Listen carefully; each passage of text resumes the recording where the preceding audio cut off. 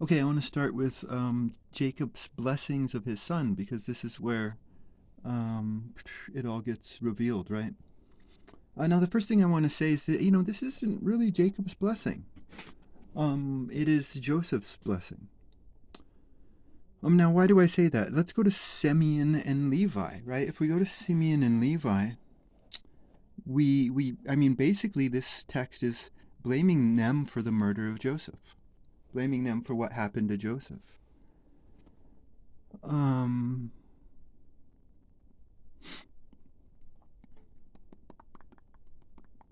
Yeah, no, it blames them, and in this little thing, Simeon and Levi are being isolated from the family, right? This is the important thing to note, right? At the end of Jacob's life, Simeon and Levi are isolated and exiled from the family. So Jacob has now purified his home, but we don't see that when Joseph was before he got put into slavery. In fact, it was their will which was being done, right? Because Reuben gets special mention, Simeon and Levi get special mention, Judah and Joseph. You know, no one else really gets any special mention. There's this esoteric thing with Dan, but Zebulun, Issachar is, being described as a total rube, right? I mean, Issachar's like, hey, when you wake up, what time is it? It's time to work. When you go to sleep, what time is it? It's time to end work. Right? So he's being described as a total rube, right? I wouldn't say he's given special mention, even though he's given a few more sentences.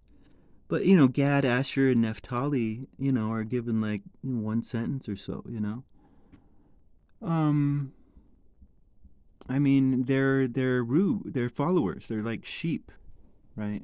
They're not. I wouldn't say that they're bad people, right? And Jacob himself isn't a bad man. He is just unwise, according to Moses, right? But he gets his some wisdom, I think, by the end of his life through Joseph, and that's the real meaning of the dream. The real meaning of the dream is that I know Jacob right here is bowing down to the wisdom of Joseph.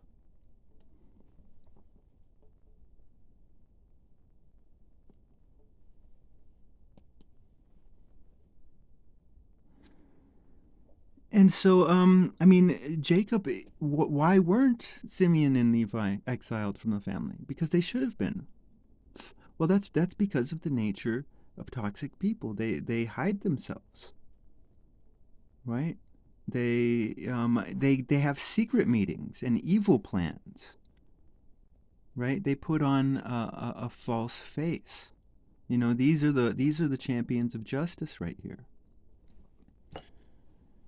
Um, And it was Simeon who Joseph kept behind, right? And why did he do that? Well, he did that because Simeon is the man who has secret meetings and evil plans. A lot of toxic people will have better eyes than men like Jacob. Jacob doesn't have good eyesight. He should be able to see that Simeon and Levi are murderers. And that would have never happened to Joseph if Jacob were wiser. But he did not purify his home. And men who do not purify their homes get destroyed.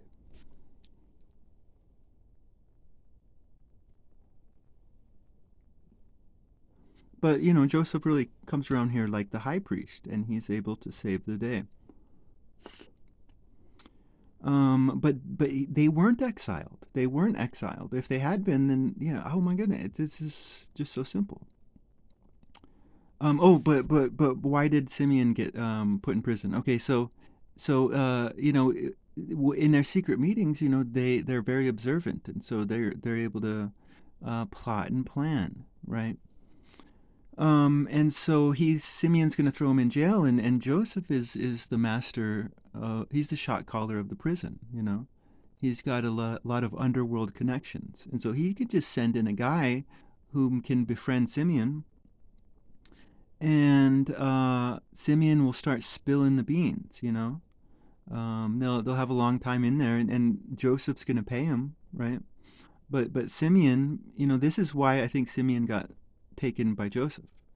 He you know, because Joseph was not wise in the beginning.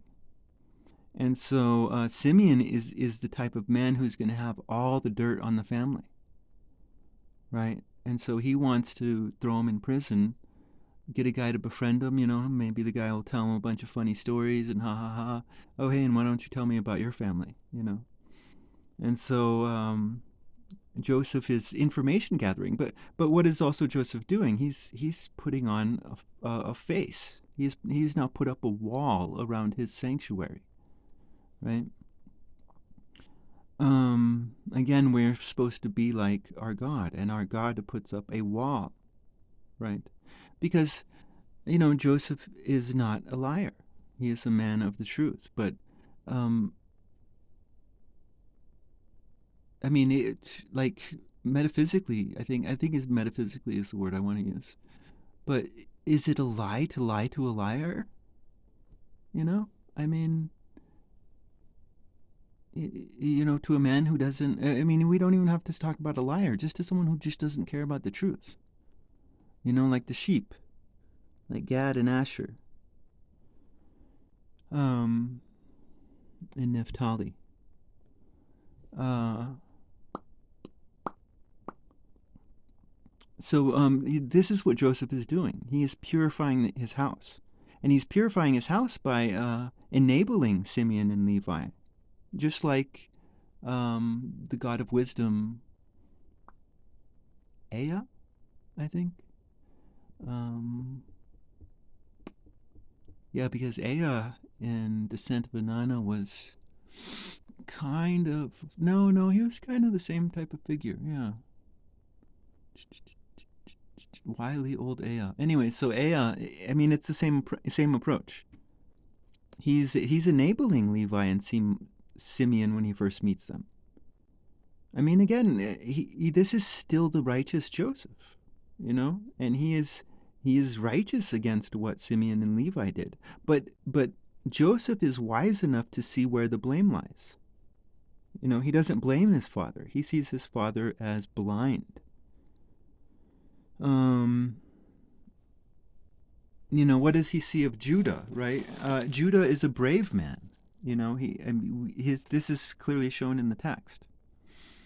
But Judah, during the time of Simeon and Levi, is still being a follower of Simeon and Levi, right? Because Simeon and Levi are the ones in charge because their murder is the thing that's is happening.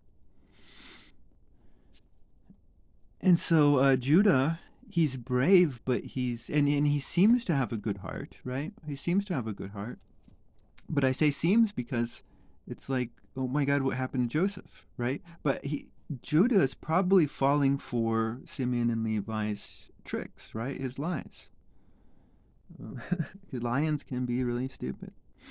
Um, and so, you know, I think, but he is, you know, Joseph is a man of God, and so he's now going to see people how they are, right? Because like this goes back to the book of Job. The writer of the book of Job basically says that salvation comes basically just from sight, right? And so by the end of Jacob's life, he's able to see more. He's able to see his children more clearly,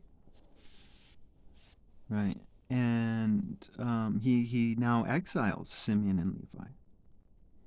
But the bravery of Judah is real, and this is something that is praiseworthy. Bravery is a praiseworthy thing.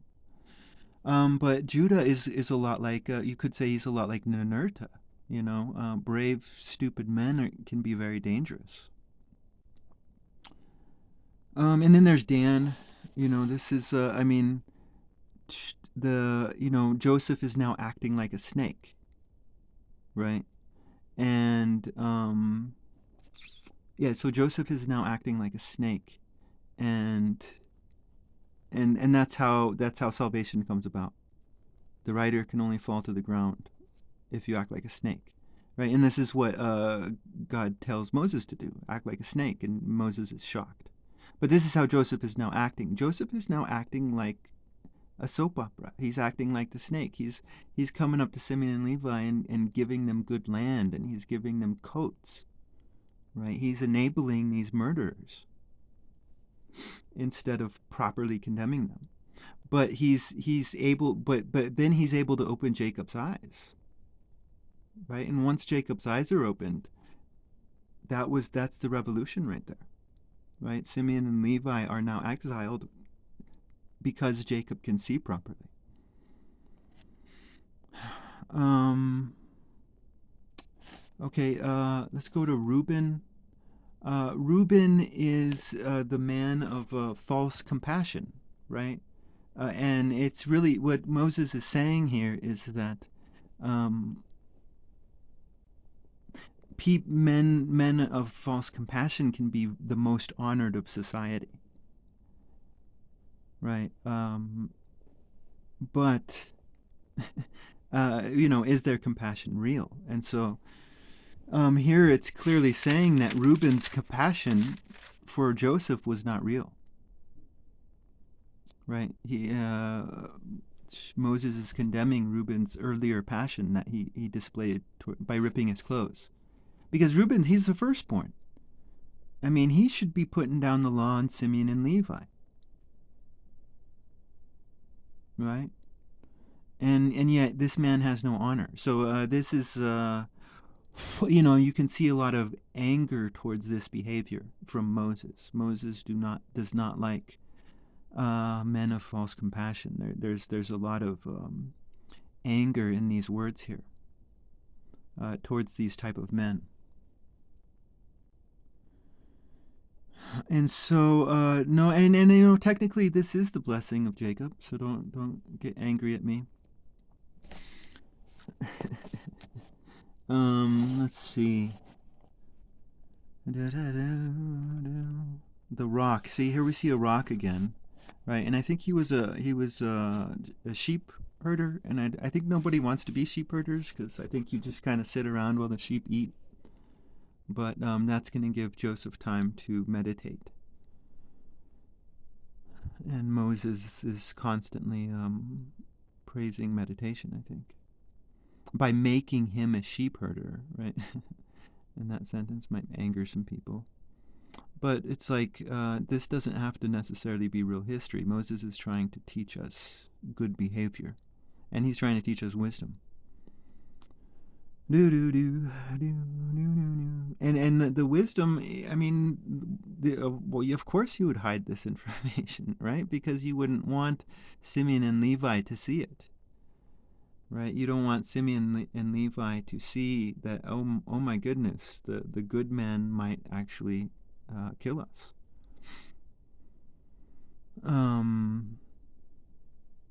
Like Hermes Trismegistus would say, then Simeon and Levi would be even more violent if they knew this information. So Moses has to hide it, and of course, wisdom is a virtue, so it has to be earned. So why wouldn't you hide it?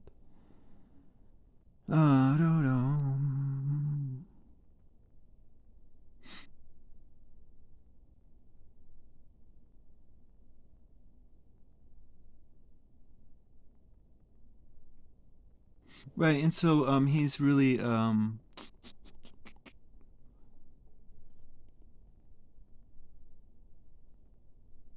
he is like Jacob is saying, hey, you saved me, you saved my family. That's what he's saying. You saved my family. Thank you. No. Okay.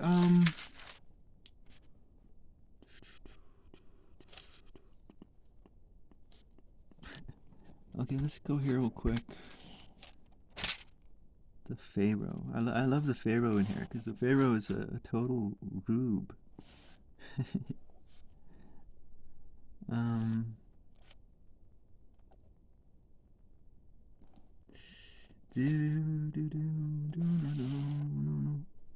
Where does he say it at?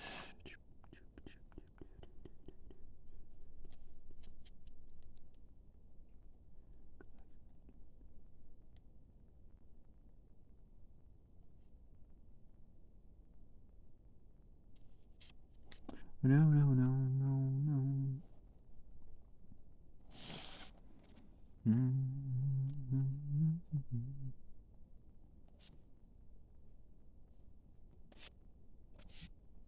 Okay, now Joseph is acting here, crying in front of everybody.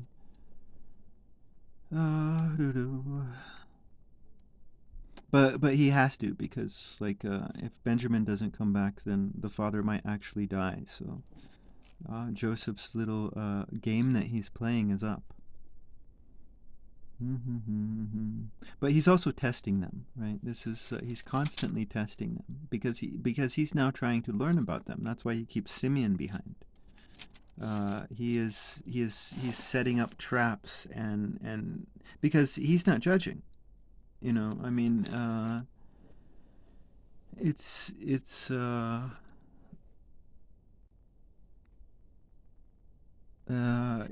choices that we make that define our character, right?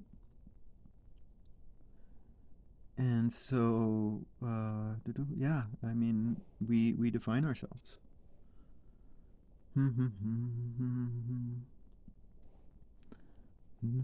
Let's see here. I mean, I'm basically done with this now. I'm just trying to look. I was going over it, and I saw some funny things in here.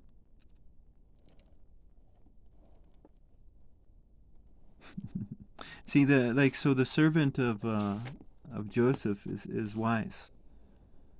So he's making sure to fill his house. Yeah, I mean there it is. He's making sure to fill his house with people that he can trust, right?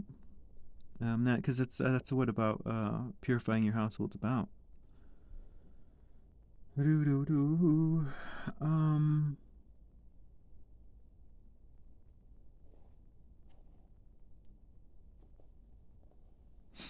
he asked us lots of questions. He wanted to know about us and about our family, right? He's searching, right? Like God is the searcher of hearts. Like that blessing is just who those men were, right? That was just a description of their character.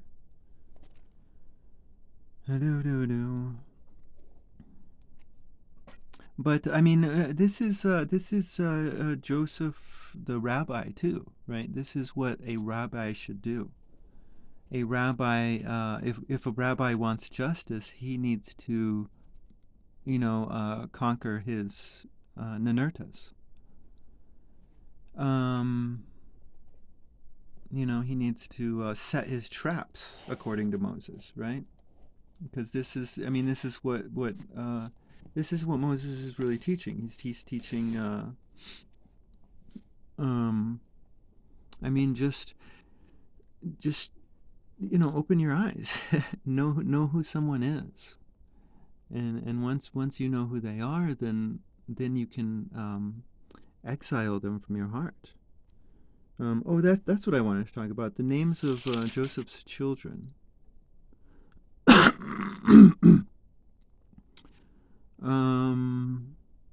The name of his first child was God made me forget all my hard work and everything back home in my father's house.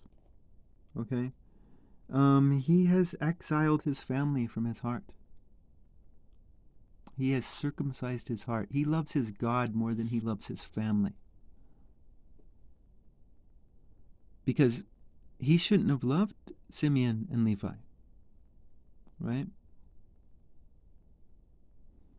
Now, of course, he wants to, and that's why he got blindsided, because he wants to love them, and he still wants to love them, right? But there are just some people out there that you cannot love. So yeah, no, he and now he's trying to relearn them, right? Who are these people? I mean, he's trying to properly see them. He's not like going around, you're all murderers, you're all murder. He's trying to, he's trying to see them with good eyesight. And we could talk about forgiveness, but I mean, if you talk about good eyesight, there's no pain, right? If you love Issachar and you want Issachar to love you, but you don't see that he's a complete moron and fool, you're going to be in pain, right? If you want Simeon and Levi to love you, but you don't see that they're murderers, then you're going to be in pain.